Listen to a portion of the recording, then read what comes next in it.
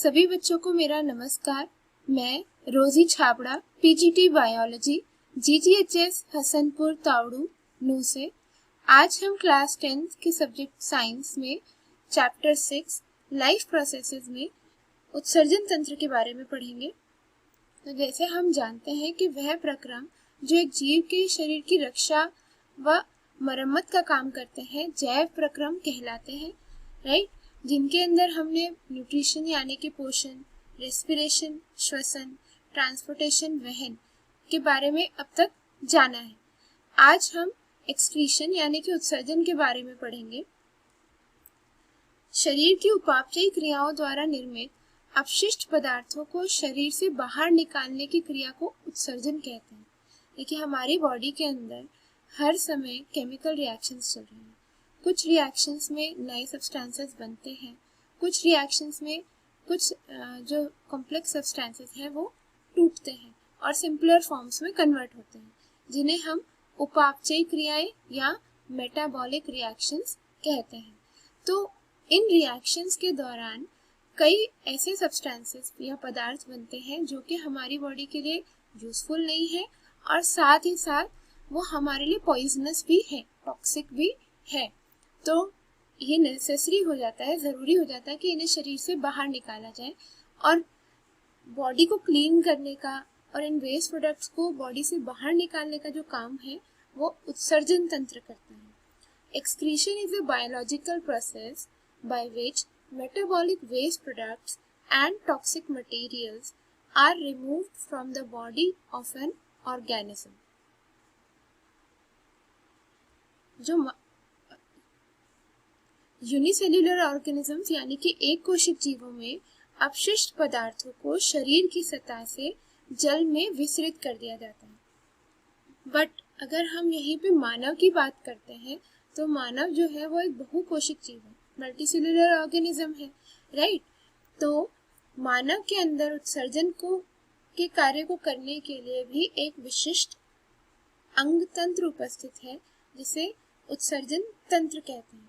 उत्सर्जन तंत्र की क्रियाविधि को समझने से पहले हमारे लिए जरूरी है कि हमें ये पता हो कि मानव के अंदर मुख्य रूप से कौन कौन से वर्ज्य पदार्थ बनते हैं। मानव में मुख्य वर्ज्य पदार्थ, तो पहले हम ये जाने कि मानव में मुख्य वर्ज्य पदार्थ क्या है। कार्बन डाइऑक्साइड, जैसे हम जानते हैं कि श्वसन क्रिया के दौरान मतलब सेल्यूलर रेस्पिरेशन के टाइम पर जब ग्लूकोज का विखंडन होता है ऑक्सीजन की उपस्थिति में कोशिकाओं में, तब कार्बन डाइऑक्साइड, जल और ऊर्जा प्राप्त होते हैं हमें। जो कार्बन डाइऑक्साइड बनता है ये हमारा वर्ज्य पदार्थ, मीन्स ये हमारे लिए यूजफुल भी नहीं है और ज़्यादा कंसंट्रेशन में ये हमारे लिए हार्मफुल भी है। तो इसे ब्लड के थ्रू लंग्स यानी कि फेफड़ों में पहुंचाया जाता है, जहां से ये उच्च श्वसन द्वारा, एक्सपिरेशन के द्वारा हमारी बॉडी से बाहर निकाल दिया जाता है। तो ये तो हुई कार्बन डाइऑक्साइड की बात। इसी प्रकार बॉडी के अंदर जो एक्सेस ऑफ वाटर होता है और सॉल्ट्स होते हैं, मतलब कि जल और लवण होते हैं, उन्हें भी शरीर से बाहर निकालना की आवश्यकता होती है। तो उन्हें निकालने का एक तरीका है स्वेट यानी कि पसीना। ये जो स्वेट है ये हमारे एक्चुअली क्या है, ये एक्सेस अमाउंट ऑफ वाटर और सॉल्ट्स ही है और ये हमें हेल्प करते हैं हमारी बॉडी के टेम्परेचर को लोअर करने के लिए या टेम्परेचर बनाए रखने के लिए बहुत ज़्यादा गर्मी की परिस्थितियों में। Then comes nitrogenous waste. मतलब नाइट्रोजनस वेस्ट कैसे बनते हैं, जो प्रोटीन्स हम खाते हैं अपने भोजन में, वो हमारी बॉडी के अंदर जब उनका ब्रेकडाउन होता है तो वो अमोनिया या यूरिया या यूरिक एसिड ऐसे नाइट्रोजनस वेस्ट कंपाउंड्स में कन्वर्ट हो जाता है, जिसमें कि जो ह्यूमंस हैं उनमें मेजरली जो भी ये अमोनिया, यूरिया, यूरिक एसिड बनता है उसे कन्वर्ट किया जाता है यूरिया में। और ये यूरिया जो है फिर ब्लड के थ्रू इसे पहुंचाया जाता है हमारे उत्सर्जन तंत्र यानी कि एक्सक्रीटरी सिस्टम तक, जहाँ से ये यूरिन के फॉर्म में हमारी बॉडी से बाहर निकाल दिया जाता है, उत्सर्जित कर दिया जाता है। तो यहाँ पे हमने जाना कि जो मेन हमारा वेस्ट है नाइट्रोजनस वेस्ट वो है यूरिया, और ये एक्सक्रीटरी सिस्टम यानी उत्सर्जन तंत्र द्वारा इसको शरीर से बाहर निकाला जाता है।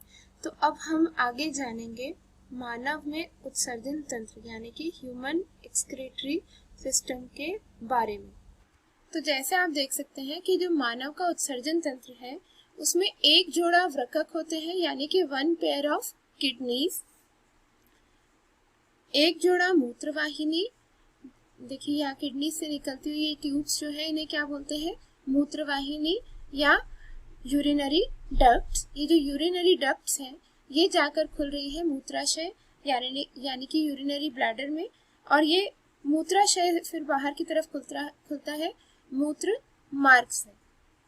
सो ये तो है हमारे मानव उत्सर्जन तंत्र के मुख्य अंग है, महाधमनी और महाशिरा।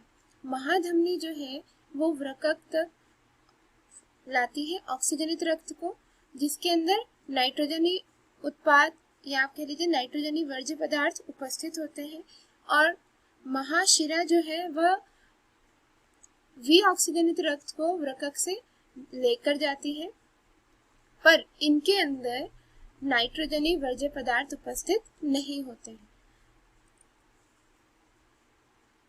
वृक्क ये उदर गुहा के पृष्ठ भाग में रीढ़ की हड्डी के दोनों ओर स्थित होते हैं। वृक्क कहाँ उपस्थित होते हैं, उदर गुहा के पृष्ठ भाग में रीढ़ की हड्डी के दोनों ओर स्थित होते हैं। ये गहरे लाल रंग के तथा सेम के बीच की आकृति जैसे होते हैं। इसका बाहरी तल उत्तल तथा भीतरी तल अवतल होता है। अवतल तल की ओर वृक्क नाभि या हाइलम उपस्थित होता है। तो आप देख सकते हैं जो इसका कनकेव साइड है यानी कि अवतल तल है, उस साइड पे गड्ढे जैसी संरचना है जिसे क्या कहते हैं, नाभि या हाइलम। वृक्क धमनी, वृक्क शिरा, लसिका वाहिनी और मूत्र वाहिनी जो है यानी कि यूरिनरी डक्ट या यूरेटर जो है ये हाइलम से जुड़े होते हैं। मूत्रवाहिनी, प्रत्येक वृक्क में हाइलम से मोटी पेशीय भीति की बनी लंबी संकरी नलिका निकलती है, इसे मूत्रवाहिनी कहते हैं। मूत्राशय यह थैले के समान पेशीय अंग है जिसमें मूत्र का स्थायी रूप से संग्रहण होता है।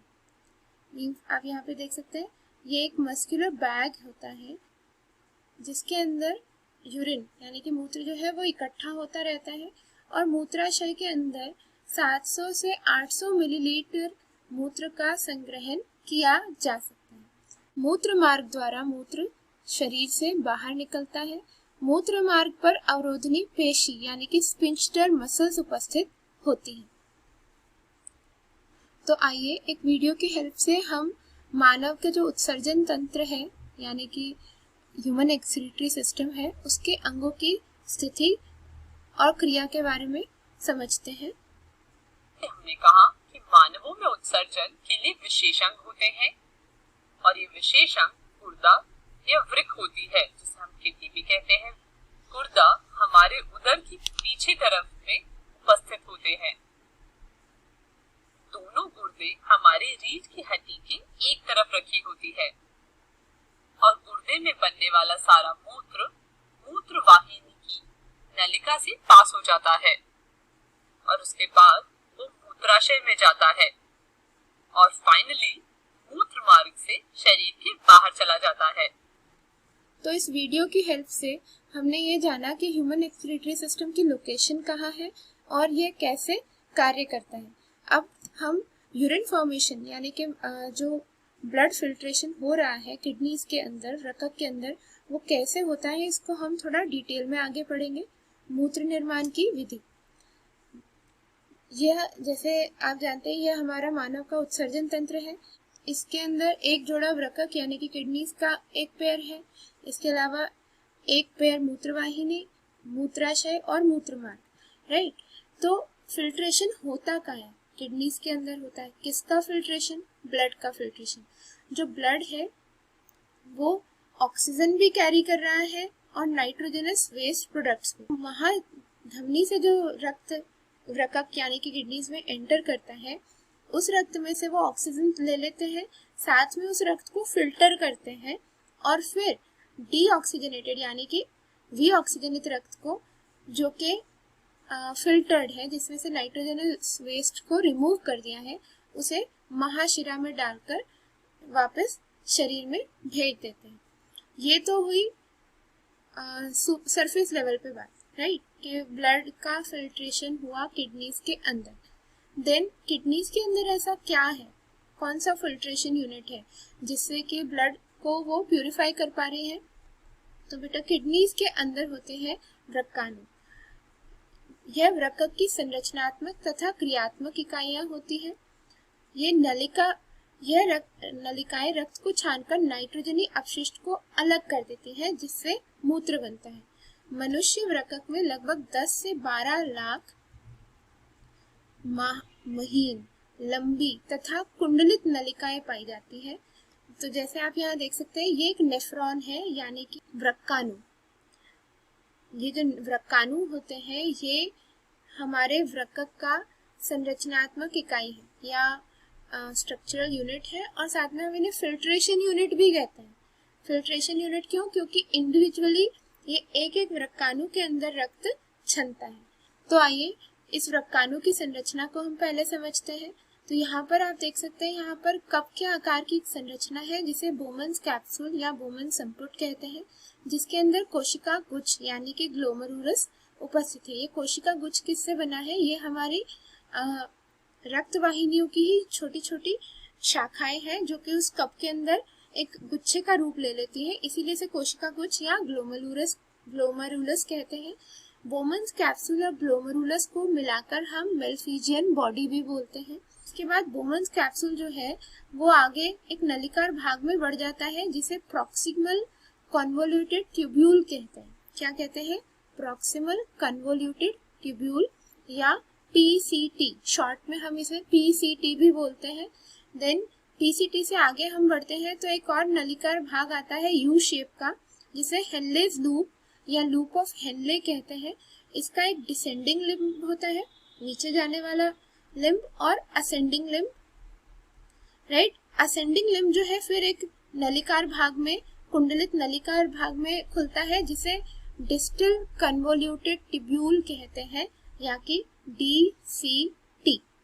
DCT फिर ओपन होता है कलेक्टिंग डक्ट में।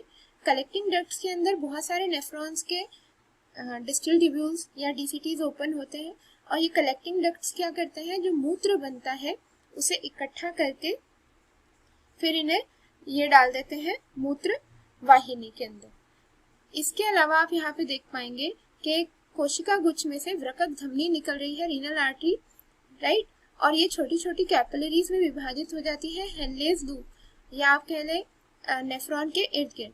ये निर्माण करती है वासा रेक्टा का, और इनका भी एक बहुत इंपॉर्टेंट रोल होता है यूरिन फॉर्मेशन में। तो ये तो ही वृक्काणु की संरचना की बात। तो यहाँ पे हमें एक चीज बिल्कुल याद रखनी है कि जो यूरिन फॉर्मेशन है वो कहाँ हो रहा है? वृक्क के अंदर। और वृक्क का जो फंक्शनल यूनिट है यानी कि क्रियात्मक इकाई है वो क्या है? वृक्काणु। तो जैसे आपको मैंने बताया था कि बोमन संपुट है वह छलनी की तरह कार्य करता है। वो कैसे? कि जो बोमन संपुट है उसकी जो भीति होती है, लाइनिंग होती है, ये बहुत पतली होती है, सिर्फ 1 सेल थिक होती है।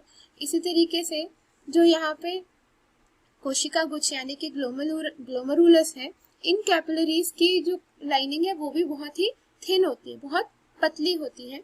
तो जो एफरेंट आर्ट्रियोल है, एफरेंट वर्ड जो है ना, इसका मतलब होता है लेकर आना, और इफरेंट वर्ड का मतलब है लेकर जाना।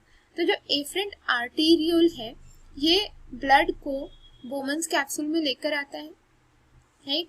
यहाँ पे ब्लड बहुत हाई प्रेशर से फ्लो कर रहा होता है, जिसकी वजह से इन ब्लड जो है वो इन पतली दीवारों यानी कि बोमन कैप्सूल और ग्लोमेरुलस की जो पतली दीवार है उन्हें पार करके छन कर बोमन्स कैप्सूल के अंदर चला जाता है, ठीक। इसके बोमन्स कैप्सूल मतलब रक्त पूरा नहीं जाता है, छन कर जाता है। तो उसमें से अधिकतर प्लाज्मा, प्रोटीन, वसा और कई सारे पदार्थ जो है अब वो कहाँ चले गए, बोमन कैप्सूल में। और इसको हम क्या बोलते हैं, ये जो फिल्ट्रेट मिला, कोशिका गुच्छ से छना हुआ जो प्लाज्मा बोमन कैप्सूल में गया है, उसे कहते हैं प्रारंभिक निस्यंद। क्या कहते हैं, प्रारंभिक निस्यंद। और इसके अंदर बहुत सारी चीजें होती है, जो कुछ चीजें हानिकारक भी है और कुछ चीजें हमारे लिए इम्पोर्टेंट भी है। सो एक बार हम इसे फिर से देख लेते हैं कि बोमन संपुट जो है वो छलनी की तरह कार्य करता है, क्योंकि मैंने आपको बताया कि इसकी भित्ति बहुत पतली होती है, लाइनिंग बहुत पतली है। और जो एफरेंट आर्टीरियल है वो यूरिया युक्त रक्त को लेकर आती है बोमन संपुट में, ठीक है ना। और इफरेंट आर्टीरियल जो है वो रक्त को बाहर लेके जाती है। ग्लोमरुलस के अंदर यानी कि कोशिका गुच्छ के अंदर क्या होता है, रक्त तेज दबाव से बह रहा होता है, इसलिए वह छन कर बोमन कैप्सूल या बोमन संपुट में चला जाता है। कोशिका गुच्छ से छना हुआ प्लाज्मा जो है वो प्रारंभिक निस्यंद कहलाता है। क्या कहलाता है, प्रारंभिक निस्यंद, या इसे इंग्लिश में हम इनिशियल फिल्ट्रेट भी कहते हैं। और मानव रकक में द्वारा एक दिन में करीब 180 लीटर प्रारंभिक निस्यंद बनाया जाता है।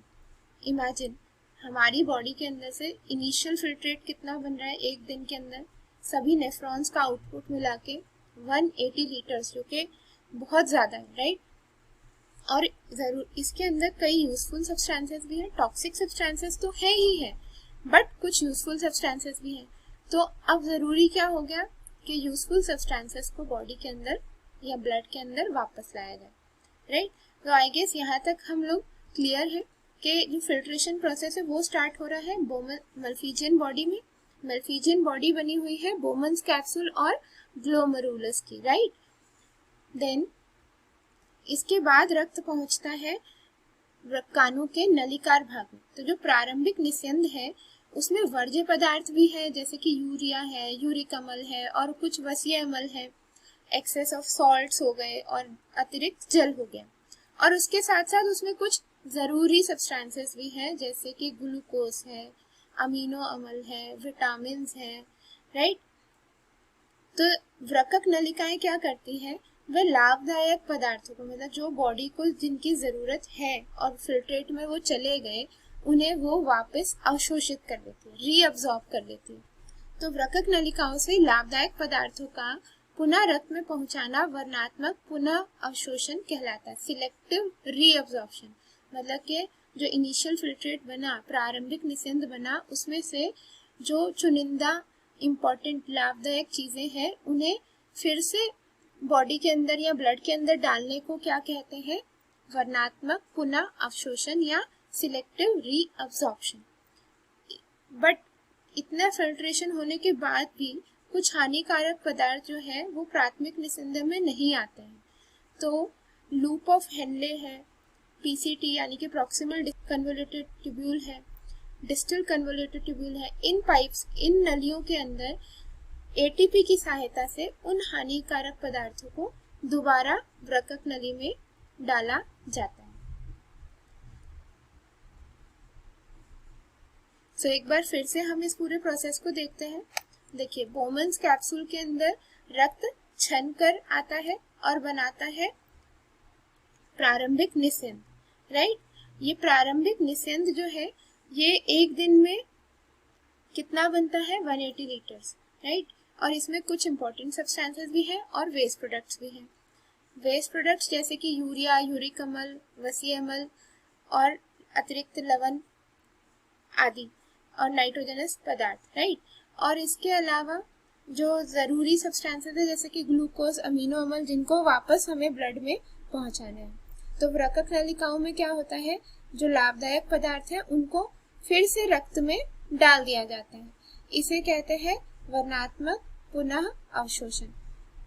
और जो हानिकारक पदार्थ जो रक्त से छनकर बोमन संपुट में नहीं पहुंचे थे, यानी कि प्रारंभिक निस्यंद में नहीं पहुंचे थे, उन्हें एटीपी की सहायता से ऊर्जा का उपयोग करके वापस वृक्क नलिकाओं में डाला जाता है। तो इस प्रकार जो प्रारंभिक निस्यंद है उसमें से काफी सारे चीजों को वापस ब्लड में डाल दिया जाता है, और जो चीजें उसमें नहीं, जो वेस्ट प्रोडक्ट्स उसमें नहीं गए थे, उन्हें एटीपी की हेल्प से वृक्क नलिकाओं में डाल दिया जाता है। तो इस प्रकार से रक्त छनकर मूत्र बनता है और ये जो मूत्र है ये कलेक्टिंग डक्ट से फिर मूत्र वाहिनी में भेज दिया जाता है। वृक्क नलिकाओं में बना मूत्र संग्रहण नलिकाओं यानी कि कलेक्टिंग डक्ट्स में आ जाता है, जहां से इसे मूत्र वाहिनी द्वारा यूरेटर्स द्वारा मूत्राशय यानी कि यूरिनरी ब्लैडर में पहुंचा दिया जाता है। मूत्राशय के भरने पर इसकी आरेखित पेशियों पर दबाव पड़ता है। आपको याद है आरेखित पेशियां कौन सी होती है? जिससे तंत्रिका आवेग उत्पन्न होता है जो सीएनएस यानी कि सेंट्रल नर्वस सिस्टम या कहे केंद्रीय तंत्रिका तंत्र तक जाता है। मतलब जब मूत्राशय पूरा भर जाता है तो ये एक सिग्नल भेजता है हमारे ब्रेन को, हमारे सेंट्रल नर्वस सिस्टम को कि मूत्राशय कंप्लीटली भर चुका है। तो हमारा ब्रेन हमें इन रिटर्न सिग्नल भेजता है मूत्रमार्ग की पेशियों को, स्फिंक्टर मसल्स को, ताकि वो ओपन हो और मूत्र को शरीर से बाहर निकाला जा सके। सीएनएस द्वारा दिए गए संदेश से मूत्राशय अवरोधनी शिथिल हो जाती है, मतलब मूत्र मार्ग से बाहर निकलता है। अब तक हमने पढ़ा कि कैसे वृक्क के अंदर मूत्र निर्माण होता है और हमारा पूरा उत्सर्जन तंत्र किस प्रकार कार्य करता है। पर कई स्थितियां ऐसी आ जाती हैं जिनमें जो वृक्क है वो काम करना बंद कर देते हैं। मतलब जैसे कि किसी इन्फेक्शन के कारण या चोट के कारण वृक्क में सीमित रक्त प्रवाह हो रहा हो या वृक्क की क्रियाशीलता पे बहुत बुरा असर पड़ने से वह रक्त को साफ ना कर पाए, तो ऐसी स्थिति में हम ये कहते हैं कि वृक्क जो है वो क्रियाशील नहीं रहे। तो इस स्थिति में कैसे वृक्क के अक्रिय होने की अवस्था में कृत्रिम वृक्क का उपयोग किया जा सकता है। एक कृत्रिम वृक्क नाइट्रोजनी अपशिष्ट उत्पादों को रक्त से अपोहन द्वारा निकालने की एक युक्ति है। अपोहन यानी कि डायलिसिस। तो जो डायलिसिस है वो क्या है? ये एक आर्टिफिशियल किडनी है या एक आर्टिफिशियल सिस्टम है जिससे रक्त को, ब्लड को साफ किया जाता है, उसमें से नाइट्रोजनस वेस्ट रिमूव कर दिए जाते हैं। कृत्रिम वृक्क अर्धपारगम्य अस्तर वाली नलिकाओं से युक्त होती है। इसके अंदर मतलब अर्धपारगम्य मीन सेमी परमिएबल, जो कृत्रिम वृक्क है उसकी जो ट्यूब्स है वो सेमी परमिएबल मेम्ब्रेन या कह लीजिए ऐसे सब्सटेंस की बनी होती है जो कि सेमी परमिएबल होता है। ये नलिकाएं अपोहन द्रव से भरी टंकी में लगी होती है। इस द्रव का परासरण दाब रक्त जैसा ही होता है, लेकिन इसमें नाइट्रोजनी अपशिष्ट नहीं होते हैं। रोगी के रक्त को इन नलिकाओं से प्रवाहित कराते हैं। इस मार्ग में रक्त से अपशिष्ट उत्पाद विसरण द्वारा अपोहन द्रव में आ जाते हैं। शुद्धिकृत रक्त वापस रोगी के शरीर में डाल दिया जाता है, लेकिन इसमें पदार्थों का पुनर्अवशोषण नहीं होता है। जैसे किडनी, जैसे नेफ्रॉन्स के अंदर होता था ना कि जो इनिशियल फिल्ट्रेट बनता है उसमें से फिर इंपॉर्टेंट सब्सटेंसेस को बॉडी ब्लड के अंदर डाल दिया जाता था सिलेक्टिव रीअब्जॉर्प्शन यानी कि चयनित पुनर्अवशोषण के द्वारा। तो वो पुनर्अवशोषण जो है अपोहन तंत्र में, डायलिसिस यूनिट में नहीं होता है। यहाँ तक हमने बात की मानव में उत्सर्जन। मानवों की तरह ही पादपों में भी वेस्ट प्रोडक्ट्स बनते हैं, वर्ज्य पदार्थ बनते हैं जिनको वह उत्सर्जित करते रहते हैं। तो देखते हैं कि पादपों में उत्सर्जन किस प्रकार होता है। पादपों में जो वर्ज्य पदार्थ है उनमें एक है ऑक्सीजन, राइट, और दूसरे है जलवाष्प, जिन्हें पादप जो है रंध्रों के द्वारा, पत्तियों की सतह पर छोटे छोटे छिद्र होते हैं जिन्हें क्या कहते हैं? रंध्र। रंध्रों के द्वारा वायुमंडल में छोड़ देते हैं। इसके अलावा उनके अंदर जो भी अपशिष्ट नाइट्रोजनी अपशिष्ट पदार्थ है या उपापचयी क्रियाओं के दौरान बने अपशिष्ट पदार्थ है वह उन्हें अपनी मृत पत्तियों के अंदर संचित कर देते हैं। और जब वो मृत पत्तियां पेड़ से गिरती हैं तो वह वेस्ट प्रोडक्ट्स भी जो है, वर्ज्य पदार्थ भी जो है वो पौधे से अलग हो जाते हैं। इसके अलावा कुछ अन्य अपशिष्ट उत्पाद जैसे कि रेजिन है तथा गोंद है, इनके रूप में इन्हें जो है पुराने जाइलम में, जो पुराना जाइलम हो जाता है पेड़ों का, उसमें संचित कर दिया जाता है, जो समय समय पे बाहर भी आते रहते हैं और जिनका हम प्रयोग करते भी हैं। इसके अलावा पादप कुछ अपशिष्ट पदार्थों को अपने आसपास की मृदा में उत्सर्जित कर देते हैं। तो पादपों में उत्सर्जन का कार्य किस प्रकार होता है? पहला तो रंध्रों द्वारा वो ऑक्सीजन और जल वाष्प को वायुमंडल में छोड़ देते हैं। दूसरा, मृत पत्तियों के गिरने से भी उनमें वो वर्ज्य पदार्थों को बाहर निकाल देते हैं, क्योंकि उनके अंदर जो भी मेटाबॉलिक वेस्ट है वो उन मृत पत्तियों में डाल देते हैं। और साथ में कुछ रेजिन्स और गोंद को वह पुराने जाइलम में संचित रखते हैं और कुछ पदार्थों को जड़ें जो है आसपास की मृदा में मुक्त कर देती है, उत्सर्जित कर देती है। Quiz time. प्रश्न नंबर 1, डैश वृक्क की क्रियात्मक इकाई है। ऑप्शंस है तंत्रिका, पेशियां, वृक्काणु, इनमें से कोई नहीं। सही उत्तर है वृक्काणु। प्रश्न नंबर 2, निम्न में से कौन सा अंग उत्सर्जन तंत्र का भाग नहीं है? ऑप्शंस वृक्क, मूत्राशय, एड्रीनल ग्रंथि, मूत्रवाहिनी। सही उत्तर है एड्रीनल ग्रंथि। प्रश्न नंबर 3, मानव में मुख्य अपशिष्ट पदार्थ हैं।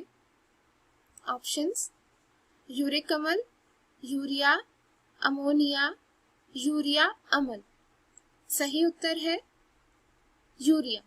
प्रश्न नंबर 4, पादपों में वर्ज्य पदार्थ है। ऑप्शंस अतिरिक्त जल, रेजिन, गोंद, उपरोक्त सभी। सही उत्तर है उपरोक्त सभी। Some important questions. प्रश्न नंबर 1, वृक्काणु का क्या कार्य है? वृक्काणु वृक्क की संरचनात्मक इकाई है तथा क्रियात्मक इकाई भी है। यह रक्त को छानकर उसमें से वर्ज्य पदार्थ अलग करके मूत्र का निर्माण करते हैं। प्रश्न नंबर 2, अपोहन क्या है? अपोहन एक कृत्रिम विधि है रक्त को साफ करने की, रक्त में से वर्ज्य पदार्थों को अलग करने की। जिन व्यक्तियों के वृक्क क्रियाशील नहीं रहते उनके रक्त को अपोहन विधि द्वारा साफ किया जाता है। रक्त में से नाइट्रोजनी पदार्थ जो है वो अपोहन विधि द्वारा अलग किए जाते हैं। प्रश्न नंबर 3, वृक्क के क्या कार्य है? वृक्क के कार्य वर्ज्य पदार्थ जैसे यूरिया, अमोनिया आदि को रक्त से अलग करना, रक्त दाब का नियमन, मूत्र निर्माण करना, साथ में रक्त के अंदर जल तथा लवण के संतुलन को बनाए रखना। इसके साथ हमारा आज का ये टॉपिक यही समाप्त होता है। धन्यवाद।